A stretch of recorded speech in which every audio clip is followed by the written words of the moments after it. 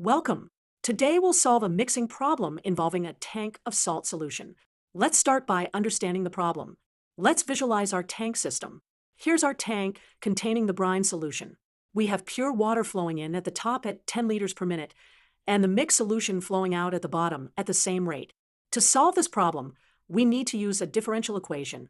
The rate of change of salt in the tank depends on how much salt is leaving in the solution. The concentration of salt in the outgoing solution is the amount of salt divided by the volume. This is a separable differential equation. We can separate the variables and integrate both sides, integrating from time 0 to 20 minutes, and from the initial amount of salt, 15 kilograms, to the final amount x.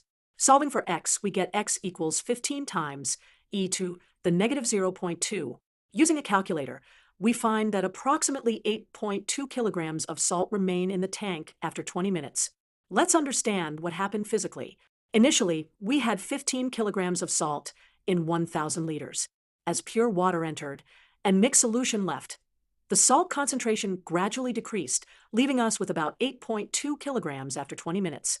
To verify our answer makes sense, since the tank volume stays constant and we're continuously diluting the solution, we expect less salt than we started with, but not zero. 8.2 kilograms is a reasonable answer.